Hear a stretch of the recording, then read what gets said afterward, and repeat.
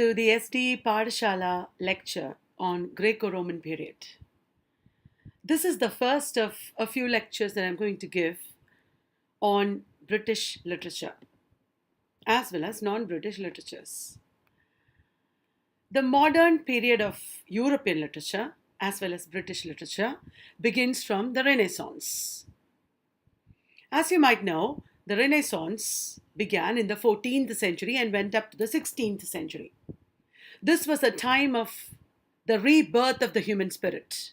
This was a time of revival of classical scholarship. At this time, classical texts from Greece and Rome were rediscovered and brought to England and other parts of Europe.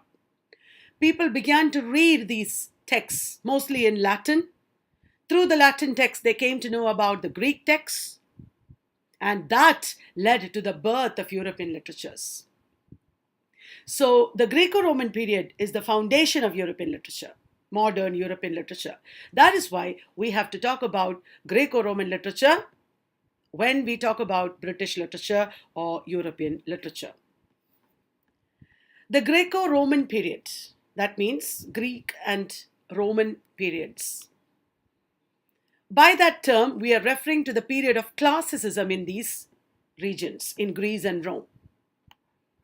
First, there was a period of classicism in the 6th and 5th century BC, before Christ, and it went up to the 4th century also. And afterwards, there was a period of classicism in Rome. That was in the 1st century AD, later, some 200, 300 years later. At this time, there was a flowering of arts and letters, and there was a lot of literary works that were composed during this period. I have a presentation here that might be useful if you look at Greco-Roman period. Let me begin by telling you that there were three major periods in Greece. The middle one, as you can see, is classical. First, there was the archaic period in Greece. Then there was the classical period. And then there was the Hellenistic period.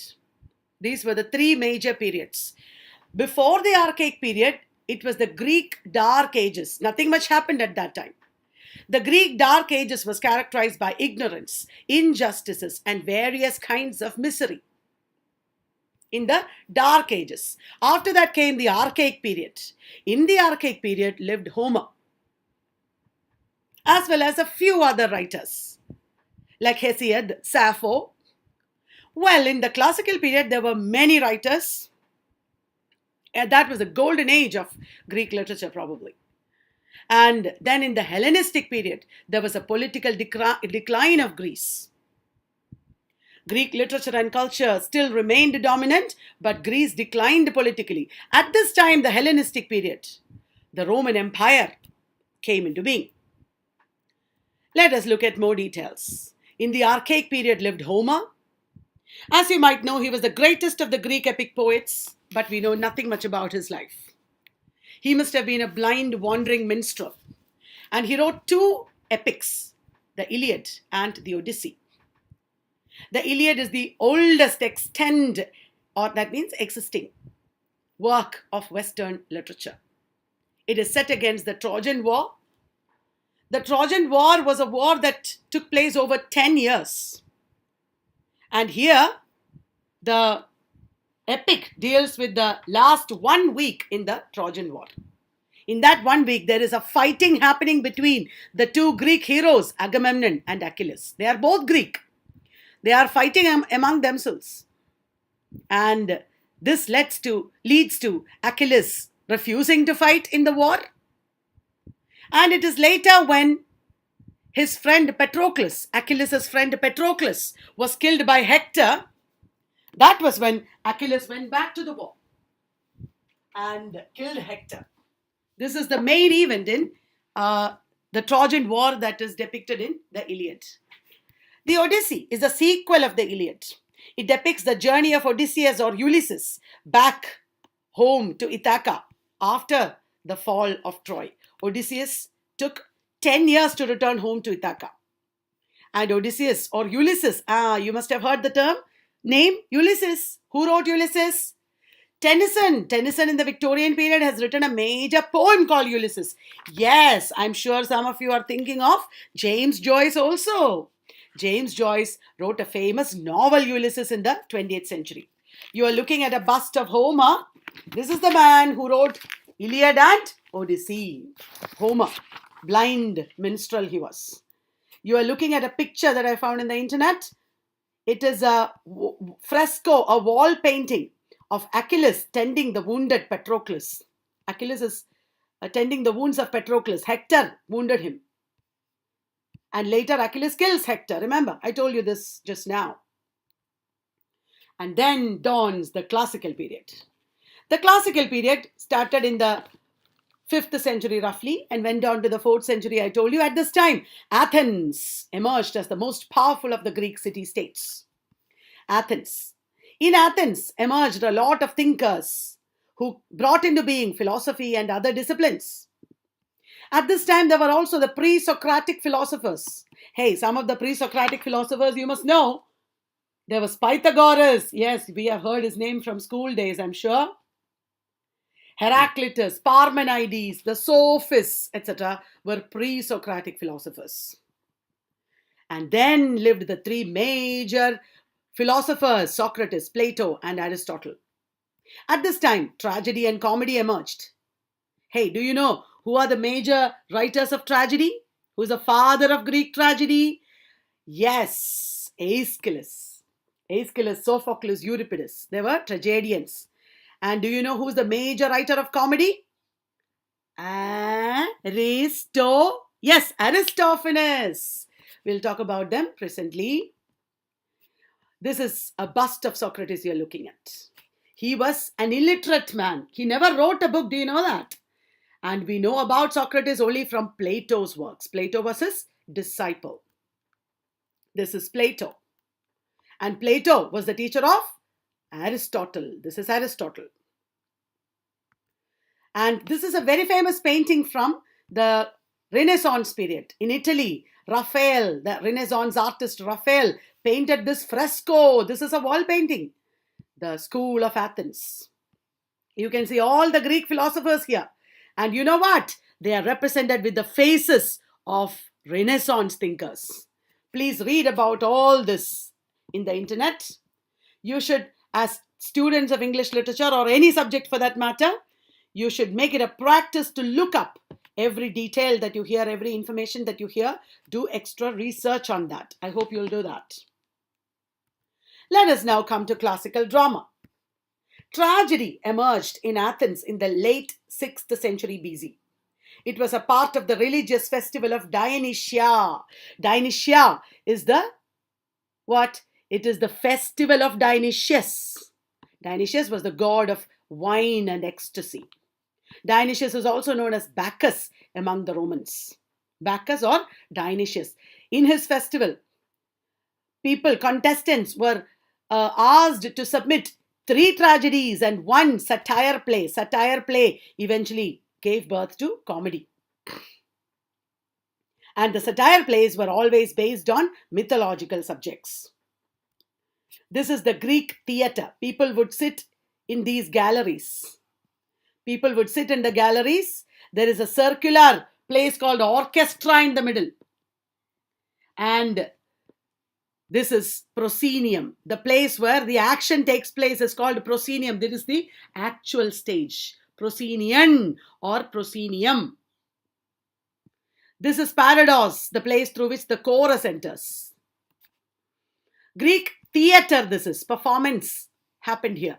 Now, the text of Greek tragedy itself had structures. Prologue, parados, episodes or stasimon, and exodus. Stasimon is singular, stasima is plural. Prologue was epistolary. It talked about the introduction of the play. It is in parados that the chorus enters, chanting the choral ode. The Pindaric ode or the choral ode they chanted. Exodus, the episodes were the actual action of the play. It had to be divided into 5 parts. The episodes had been divided into 5. There are therefore 5 acts in a Greek tragedy. Exodus is the concluding scene where the story comes to an end, and sometimes everybody dies, all the important characters die, and not die, or they get punished, and deus ex machina, or the intervention of the gods, also take place. That is Exodus. The three great tragedians were Aeschylus, Sophocles, and Euripides. When Aeschylus started writing, there was only one actor on stage who interacted with the chorus. Aeschylus introduced the second actor. Oh, there is a mistake in my slide. Aeschylus introduced the second actor, that is what I meant, and Sophocles introduced the third actor. There are no more than 3 actors on stage in a Greek tragedy. At one time, only 3 actors. Aeschylus is the father of tragedy. In the festival of Dionysia, Aeschylus always won the first prize. And is believed to have written 70 to 90 plays. Only a few of these have survived. And his most important play is the Orestes. These plays have a strong moral and religious basis. Another important play is the Persians. Prometheus Bound is also attributed to him. Prometheus Bound was later translated famously by Elizabeth Barrett Browning. Elizabeth Barrett Browning, the wife of Robert Browning, in the Victorian period. You are looking at a fresco, a wall painting of Orestes at Delphi, the story of Orestes. I will tell you a little more about that now. Orestes is a trilogy, as you know. It has 3 parts: Agamemnon, the libation bearers, and the Eumenides. Agamemnon, the father of Orestes, comes home after the Trojan War.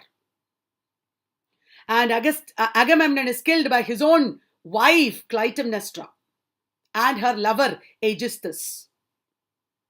Orestes, their son, takes revenge on his mother for killing his father, and Clytemnestra is killed.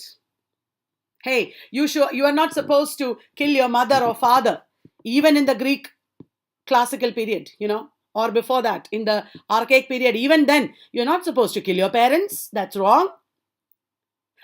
Orestes has done something very wrong. So he is haunted by Eumenides. Eumenides are the Furies.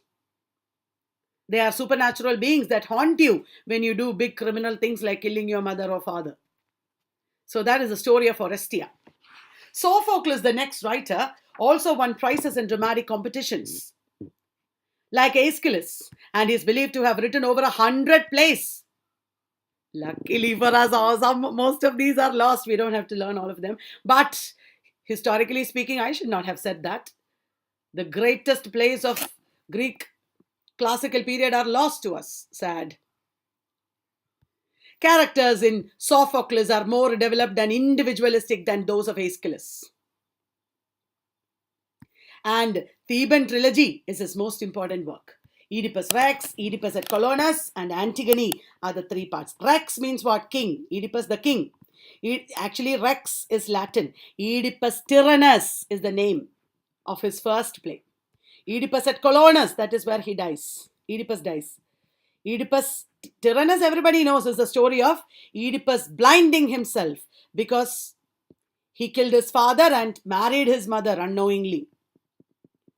The story begins, Oedipus Tyrannus begins with the people of Thebes suffering by a plague. And Oedipus wants to find out what happened. People try to prevent him. Tiresias tries to prevent him from knowing the truth. But Oedipus wants to know the truth. He sends for a messenger or a shepherd, comes to know that the earlier king Laius was killed by he himself. And that Laius was his father, he comes to know.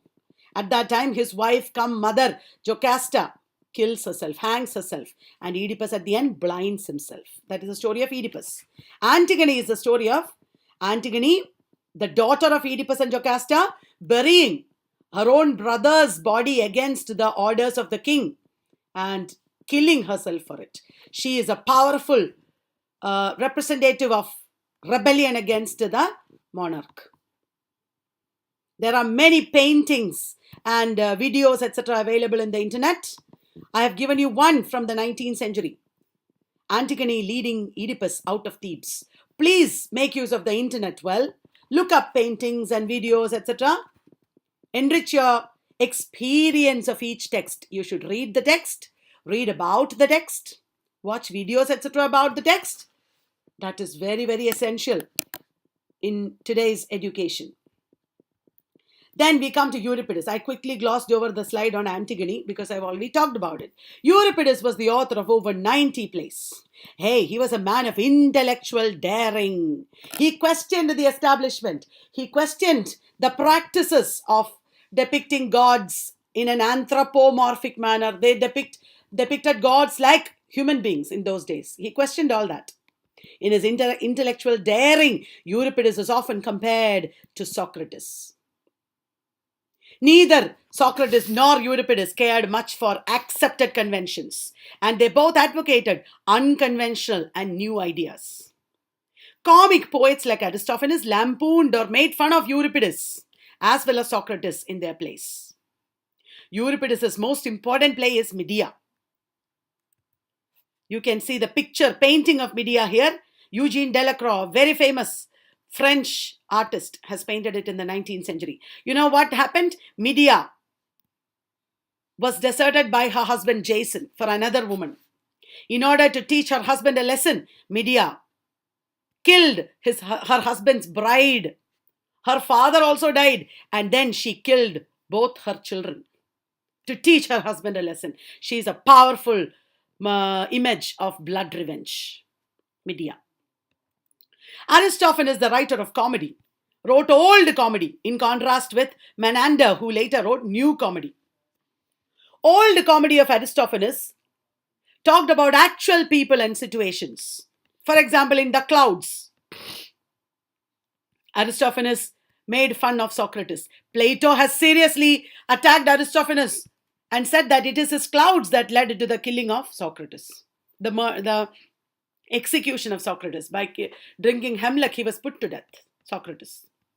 The Frogs is about Dionysius trying to choose the best playwright. And he goes to Hades or hell. Who? Dionysius. And what happens? There is a debate between Aeschylus and Euripides. Aeschylus, the father of Greek tragedy, and Euripides, the rebel. They are in a debate in The Frogs. And finally, Aeschylus wins. The Wasps, another play. Lysistrata, another play.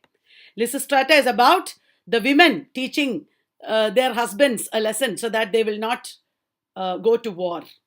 The men have to stop war because of their wives. Menander's new comedy dealt with stereotypes. He did not deal with actual people or incidents. New comedy dealt with stereotypes or stock characters. And it eventually led to comedy of manners. I'm sure all of you know comedy of manners. If you do not know, look it up. Read on your own a little bit more. Comedy of manners is very important. Hey, do you all have a glossary of literary terms by M.H. Abrams? That is like a Bible for literature students. Okay, please read that. Pindar wrote odes. Ode is a lyric poem. Pindaric odes are encomiastic, means they are in praise of somebody or something, accompanied by music and dance, written in bold, informal language. It is very difficult to write Pindaric odes because you should write 3 kinds of stanzas in one poem itself. 3 stanzaic forms are there: strophe, antistrophe, and epode. Another kind of ode is Horatian ode. Horatian ode is not divided into 3 stanzas like this. Horatian ode is divided into the same stanza throughout. It is homostrophic. We'll come to that presently. You are looking at a bust of Pindar. He has put one towel on his shoulder. I think all of them have the same kind of beard. Like the young men in today's time. Everybody has beard. In Greek time, I don't know if this is a coming back of Greek fashion today. Do you think?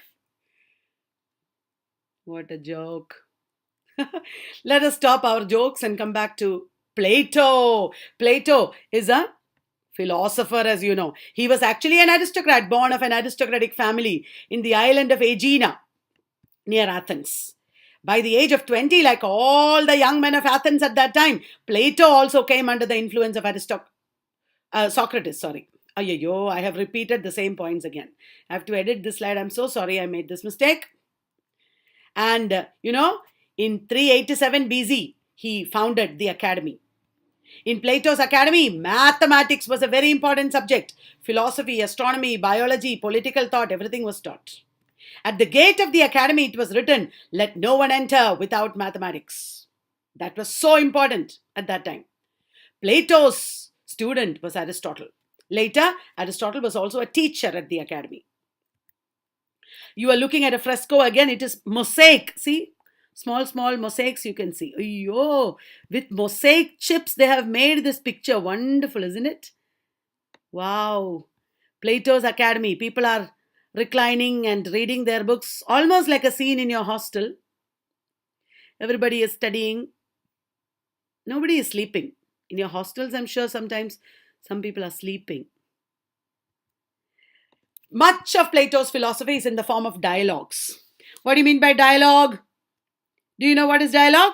Always there is a conversation between two people, two or more people. And always one of the characters is Socrates. Socratic dialogues, Plato's books are called. Altogether, Plato wrote 36 dialogues. Some of these I have listed here. Republic, everybody knows Republic, isn't it? Republic is an examination of the idea whether good life is possible in the ideal commonwealth. For a good life in an ideal state, every individual should be good. Other dialogues by Plato are Protagoras, Apology, Gorgias, Ion, and Phaedrus. And you also must have heard of Plato's philosophical ideas such as mimesis or imitation. Plato's ideas like two-tiered, that means the world is divided into two levels: the ideal reality, the copy of the ideal is the real. All that is coming under criticism. We'll have a criticism lecture also. I'm not going into that. Now, Aristotle lived from 384 BC to 322 BC.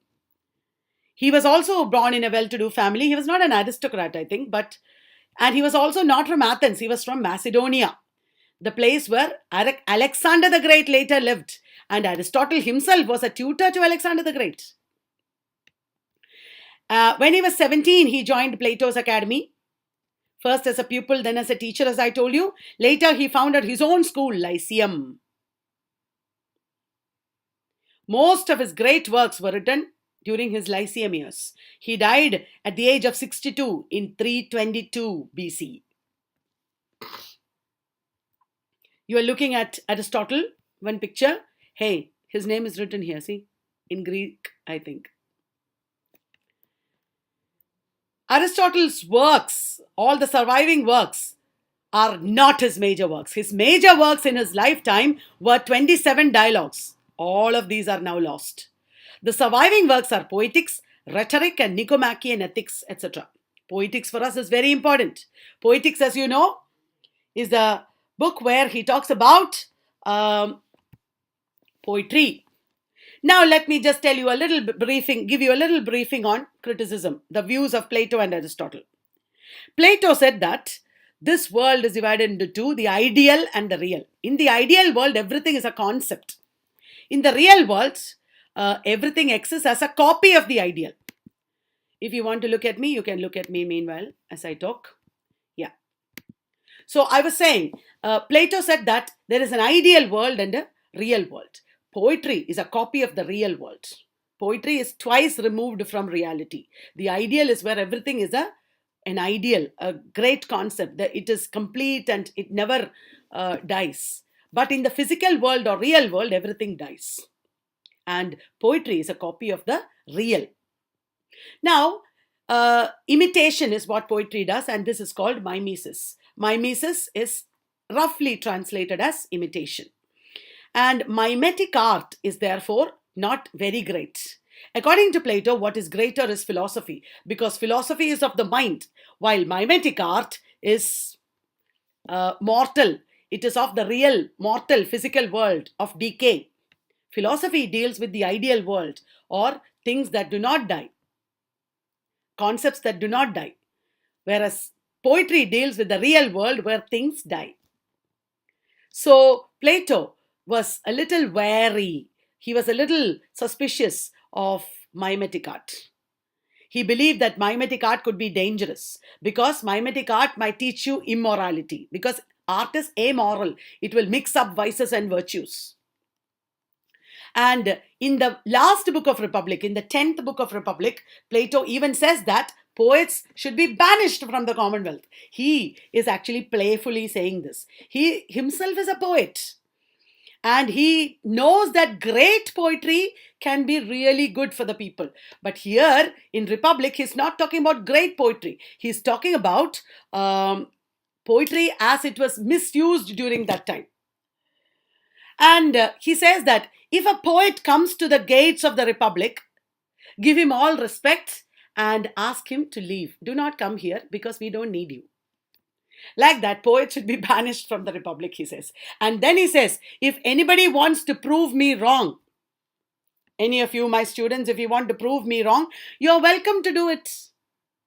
Aristotle took up that challenge. And Aristotle in Poetics proves that poetry is not useless, poetry is not dangerous. Poetry leads the individual and the community towards a better life. And this is through catharsis. Excess emotions of pity and fear are purged with the help of poetry. And then Aristotle talks about the highest of the mimetic arts, which is tragedy. Tragedy, he gives a famous definition. Tragedy, I'm not telling you the entire definition now, but just the main points. Tragedy should be an imitation of an action. There should be action that is serious, complete, and of a certain magnitude. And this tragedy should be in the form of action, not of narration. Narration is the form of epic. And at the end, there should be a purgation of pity and fear. All the constituent elements of tragedy should be contained in different parts of the play. This is his definition of tragedy. Then he talks about 6 constituent elements of tragedy, of which the most important is plot, which is the soul of tragedy. Plot, character, diction, thought, song, then spectacle. Once more, plot. Plot is the soul of tragedy. It is arrangement of action or incidents. Plot develops from character. Character is known by his thought. Thought is understood through diction. And diction is embellished by song. The last element is spectacle. He talked about different kinds of plot also. He talks about simple plot, complex plot. All that is the very famous classical theory of tragedy that you see in Poetics. And then we have to talk about the Hellenistic period. This is the time when Greece declined politically. It is the period from the time of Alexander the Great up to Roman conquest of Greece. Romans invaded Greece. This is called Roman period in Greece. At this time, Greek culture and thought spread outside the nation. And in Rome, what happened? Roman Empire was born. Roman Empire came into being. Do you want to hear a little bit of Roman history now? Sorry. Yes. Early Roman history. Up to the 6th century BC, Rome was a republic. Rome was a republic. What do you mean by republic? Republic means ruled by a few people.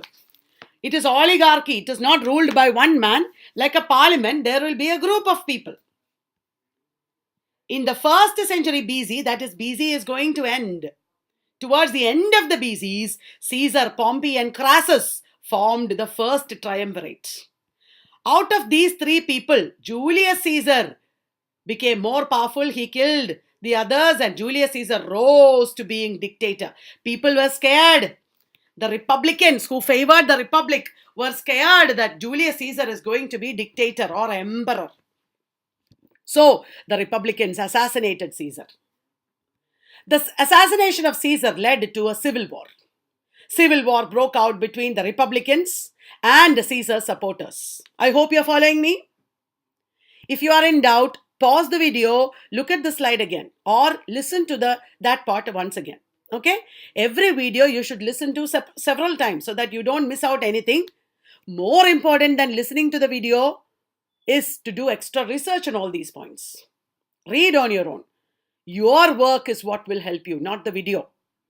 All right. So civil war is happening. While I was talking about, while I was motivating you to do extra research, civil war was happening. Between whom? Between the Republicans and Caesar's supporters. Who are Caesar's supporters? Very important is Antony. Another is Octavius Caesar, Caesar's nephew. In the civil war, the Republicans who killed Caesar were defeated. Antony, Octavian, and Lepidus formed the second triumvirate. Another civil war broke out between Octavian and the combined forces of Mark Antony and his beloved Cleopatra of Egypt. On the one side, there is Antony and Cleopatra. On the other side, there is Octavian. This is called the Battle of Actium. Antony and Cleopatra died in the Battle of Actium. Roman Republic came to an end. It was the final war of the Roman Republic. The Roman Republic came to an end with the Battle of Actium. Octavius Caesar won and became the first emperor of Rome, and he took the title Augustus Caesar. Augustus means Chakravarti, emperor. Hey, have you seen Augustus Caesar? You don't know him? I'll show you. This is Augustus Caesar. This is a marble statue actually, not the man. Marble statue discovered at Prima Porta near Rome. Oh, he was one great emperor. Augustus Caesar, the first emperor of Rome. He lived into the AD. And during his time, Rome was at the height of its wealth and political security.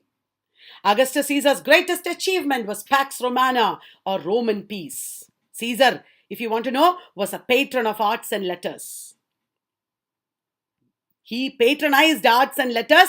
Virgil, Horace, and Ovid, three great classical poets, lived during his reign. Virgil, have you heard? What did Virgil write? Aeneid. What did Horace write? Horatian Odes, Horatian Satires. What did Ovid write? Metamorphoses. Yes, let us talk about these now. Roman Classicism. This was the time when Romans were influenced by Greek philosophy, culture, and literature. There was at this time Stoic philosophy that came from Greece to Rome. Duty, discipline, political involvement. These are the main features of Stoicism. Importance given to duty, discipline, political involvement. Then there was Epicureanism at this time. Epicureanism says, what does it say? Eat, drink, and be merry, because tomorrow you will die. That does not mean do whatever you want today. That means tomorrow you will die. Take care of the present. Epicureanism. Epicureanism is related to Carpe diem. Have you heard Carpe diem philosophy? Carpe diem was the main philosophy of the metaphysical poets. What do you mean by Carpe diem? Carpe diem means seize the day. Make hay while the sun shines. That is Carpe diem, related to Epicureanism. So, Stoic philosophy, Epicureanism, then skepticism. What is skepticism? Loss of belief in higher values. Because everything, time is fleeting, beauty is fleeting, time is fleeting, youth is fleeting. You don't believe in anything. You can't believe in anything for long because everything is going. This idea is there in Shakespearean sonnets. Do you remember? Time is running out. Beauty is going, youth is going. That idea is there in the first 17 sonnets called procreation sonnets of Shakespeare, where he encourages the young man, his friend, to marry and have children and thus preserve his beauty. Roman classicism, all this constitutes Roman classicism, and these were all inspired by or brought from Greece. Roman classicism influenced European Renaissance.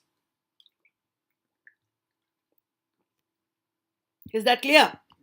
Next, you are looking at a picture of an ancient Roman theatre. See, people used to sit here. This is orchestra, proscenium, and these are some buildings from which characters will come onto the proscenium.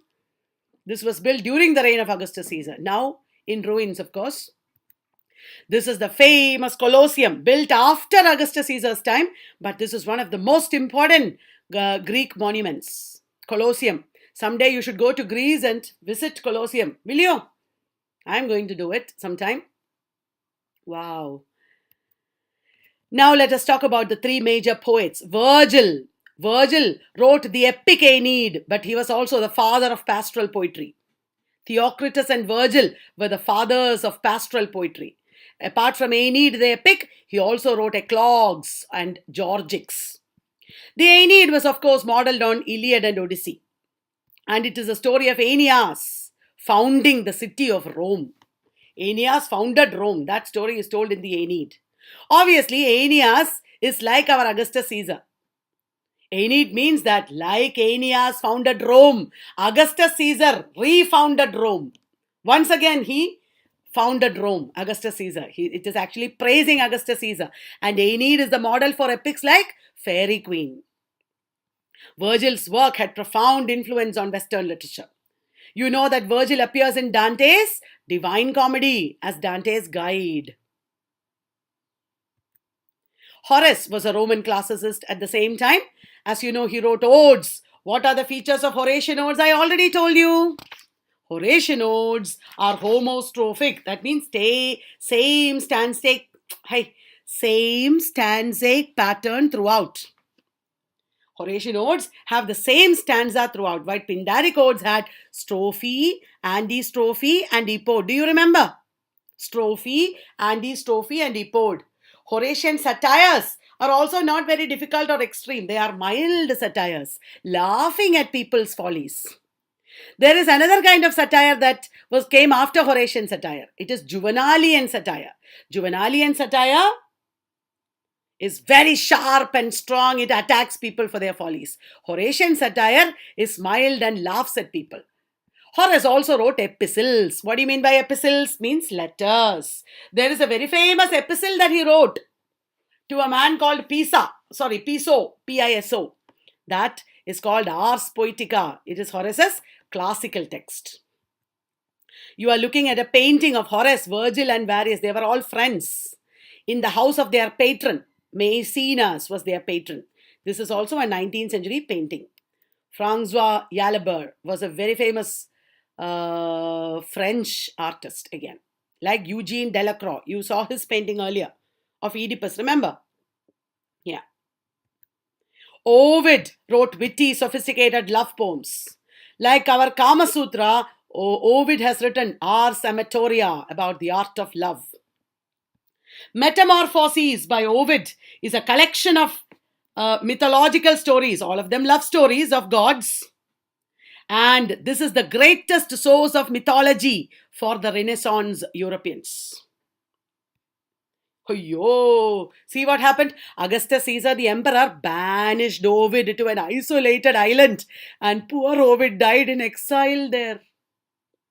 This is the story of David Malouf's An Imaginary Life. David Malouf, Malouf. David Malouf is an Australian writer, An Imaginary Life. Ovid is standing, having lost everything and having been exiled. Look at his posture.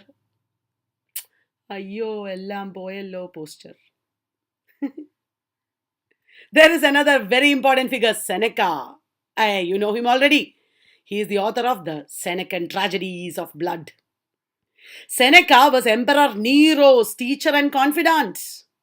Emperor Nero was his student, and also Emperor Nero's secret keeper, Seneca was. Finally, one day, Emperor Nero asked Seneca to commit suicide. And Seneca committed forced suicide at Nero's orders. Seneca in his works upheld Stoicism, cynicism, Epicureanism. Our Hamlet is a Senecan hero showing the value of Stoicism. Senecan Tragedies of Blood, you must have heard, everybody knows. Senecan Tragedies of Blood or revenge tragedies became the models for tragedy on the Renaissance stage. His famous play, Seneca's famous play is Thyestes. Thyestes is a story of our Agamemnon's uncle. Please read about it if you can. This is a sculpture of Seneca. Plautus is a comedy writer in Rome. He wrote comedies that are versions of Greek new comedy. Plautus wrote stock characters. Remember, I mentioned stock characters before? Stock characters are features of comedies of manners, drawing from the new comedy of Menander. Remember, what are the stock characters you find in Plautine plays? In Plautine plays, you find young men in love with slave girls, mistaken identities, cunning servants, deceived masters. These are recurring characters, stock characters. Major plays by Plautus are Amphitryon, Menachemi. Amphitryon is a story of Zeus fathering Hercules, Jupiter. In Rome, Jupiter fathering Hercules or Zeus. Menachemi is the same story as the Comedy of Errors of Shakespeare. Menachemi is the source for Comedy of Errors of Shakespeare. Same story. Plautus's younger contemporary was Terence. And he also wrote Comedies of Manners, which later became Comedies of Manners. Hey, do you know Terence was a slave who was later freed? He wrote only 6 comedies, all of which have survived. And Terence's most important play is The Eunuchs. The Eunuchs is Terence's most important play. I have given you a quick overview of the Greco-Roman classical period. A quick overview does not mean you have learned everything about it. It is very, very important that you read about the period on your own. If possible, you read the important plays. Oedipus Tyrannus, Lysistrata, the Frogs, these are all prescribed plays. And you should read, if not the entire books, at least the opening pages, or not only summaries, the actual taste of the author's style you should get. Right? So first start by reading excerpts and then read complete plays. Make the most of this video by doing your own research and work.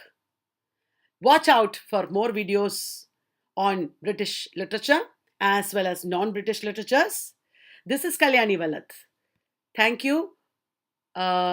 See you again. Bye.